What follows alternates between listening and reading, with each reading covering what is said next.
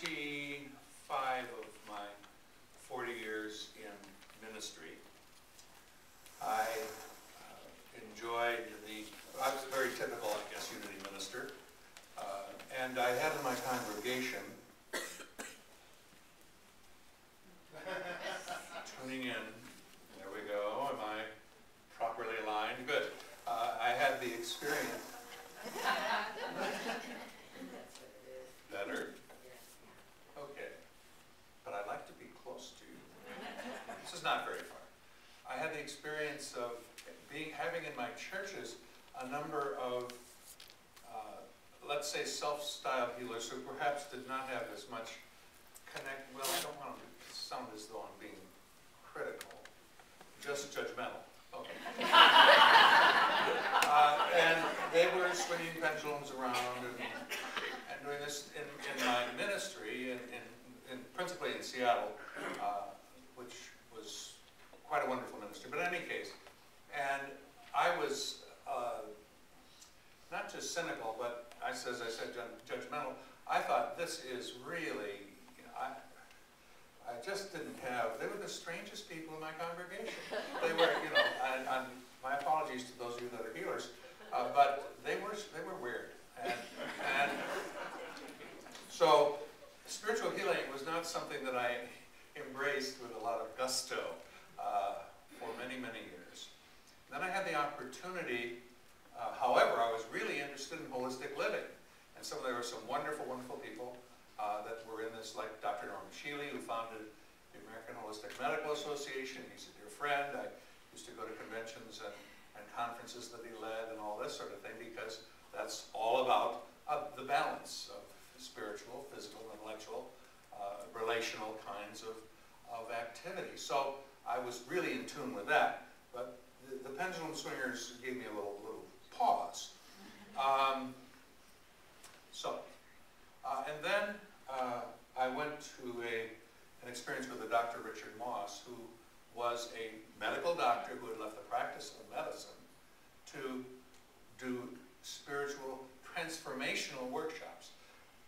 And in that process was a part of that was called the spiral, and then it became the sacred meditation, which was really a hands-on healing experience. Now, he's a real doctor, and so it was okay for him to do spiritual healing because he knew about everything. Doctors know about everything. And so when I went to his this weekend experience with him, he demonstrated the sacred meditation, which I will also do during the little workshop we're going to do after Munchie time this afternoon. He demonstrated this, and I went into the energy of it, and it blew me away. It was real, and I knew it was real. The person with whom he was working had a powerful experience, and so on. And I then began to attend things with his workshops and other conferences with him, and ultimately learned to do this. Not, however, because I wanted to be a healer, because, as I said, healers are weird, but because it was very loving, and it was sort of like a blessing, because it was a spiral. Started the heart and moved so on and so on. A wonderful spiral of blessing, and I like that. I like that experience. And I like the fact that I could gently touch or nearly touch someone and bless them in this way. Much as I later learned Charles and Myrtle Fillmore did. Many of us don't know that the Society of Silent Unity started with hands-on healing. Charles and Myrtle Fillmore and 3 other couples in Kansas City did this after Myrtle had her dramatic healing of tuberculosis. They began to invite people into their homes. If you lived in Kansas City in 1906, you could look in Unity magazine, March 1906, Charles and Myrtle Fillmore's telephone number, and those of their 3 friends were there. And you call them up and say, I'd like to come in for prayer and healing, and they'd invite you into their home, and they would lay hands on you and heal you. That's how Silent Unity started. Now it's millions of calls every year, but by phone, and that's really, hands-on-hand is a little difficult on the telephone. So the hands-on part sort of drifted away.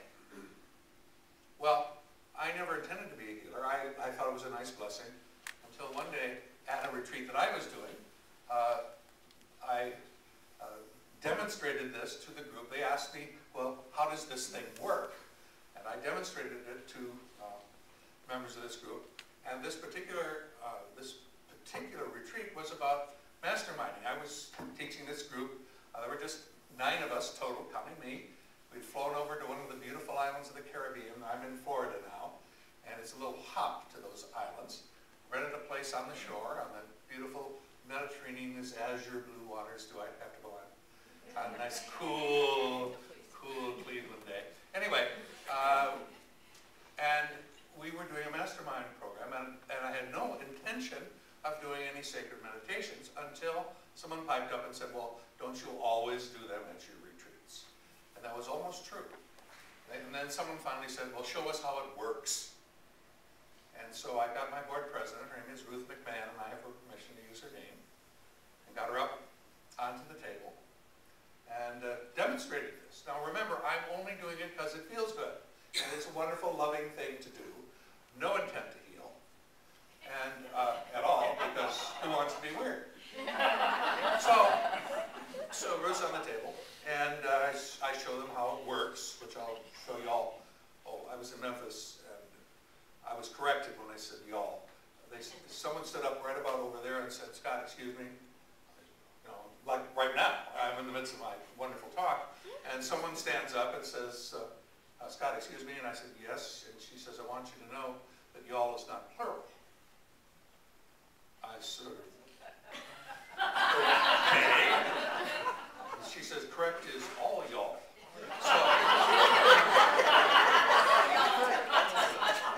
So anyway, so all y'all. So I invited all y'all.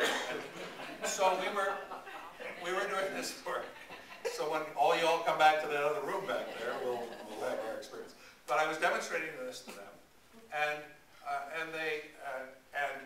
in the midst of all of this, Ruth just plopped her on the table and said, well, we didn't have a massage table or anything else, so we put Ruth on the dining room table after removing the lasagna and salad. And I said, okay, I told them how it worked. It starts at the heart, moves to the solar plexus, to the thymus, to the spleen, and so on. And they're standing around the table, and Ruth is basically a training aid. You know, she's like. And so, well, about 10 or 15 minutes into this, I'm explaining everything, and they're asking questions and pointing at Ruth, and tears start to roll down her cheeks. And she later reported that there was a powerful surge of energy in her chest. And I went, wow, something happened, but I had no idea what. Well, this is a mastermind group now, so you meet together some of you may know about masterminds. Do we know about masterminds? Okay, good. So you meet about every week or every other week together, tell people your dreams, and you pray for one another, and then you report back. So we're meeting every couple weeks. So about, it must have been 3 or 4 weeks later, about 3 or 4 weeks later, Ruth reports to all of us that she's been to her ear, nose, and throat doctor, which has a really long name and ends in dologist or something. Someone know what that is? Otolaryngologist. Oto what? Otolaryngologist. Otolaryngologist, right. So I say ear, nose, and throat guy. So, yeah, ear, nose, and throat guy. So she said, and it turns out Ruth, and I didn't know this, she's my board president, I've known her for 5 years, and she has had asthma since she was a teenager. Severe asthma and allergies. We live in Florida. She cannot go outside without being totally covered. She loves gardening. She cannot do any gardening without being totally covered up. Long pants, long sleeves. When you have 90 degrees, 90 humidity, hat, scarf around her neck, and all this. That was her situation. Anyway, she reports back to us that she quarterly goes to her ear, nose, and throat guy, and he tests her for the efficacy of her breathing, and so on. And he reports to her that she just had the best test he's ever given her over the years. And secondly, it appears, according to records, it's the best test she'd ever had. What has she been doing? And she couldn't remember anything. The meds were the same, which she took every day, and so on. And then all of a sudden, click, that experience at the retreat. So she unfortunately reports back to the other 8 of us that she has apparently had a healing, and indeed, and this is now 10 years ago, I saw Ruth recently. We had dinner together in this January, as a matter of fact, and she has had absolutely no asthmatic problems, and the allergies are all gone. She can go out in her garden and do whatever. Now, unfortunately, she tells the other 8 members of this, and if you want to keep a secret in a Unity church, don't tell 8 people about it. And so pretty soon, people are showing up at my office door. Excuse me, I have this little issue, TMJ, and so on. And then one of the other members of that retreat group called and said, I want to see you right about this time of year, actually. Called and said, Scott, I've been diagnosed with late-stage prostate cancer. Now, we're not fooling around here. This isn't just, allergies and asthma. This is the big C word. He says, I've just been diagnosed with late-stage prostate cancer, but I know, he said, I know if you will do the sacred meditation with me, I'll be healed. We sang about faith a little bit, that it was in the, yes, so he shows up. I do one 40-minute procedure, just like I do wherever I go now. He thanks me and off he goes. This was this time of year. He calls me back in, let's see, about December 10th, 12th, 15th, right around there, just shortly before Christmas, and says, I want to meet with you. And I said, okay. I thought, well, it can't really be bad news, I don't think. But anyway, since it was Christmas shopping season, I was getting my wife a wonderful new gift, which was a new barbecue for Christmas. We met at Sears in the men's department.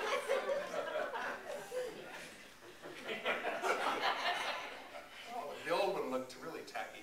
Anyway, so I met him at Sears, and he gave me an envelope with a Christmas card in it. It was just about 2 weeks before Christmas. Had a very, very generous check in it.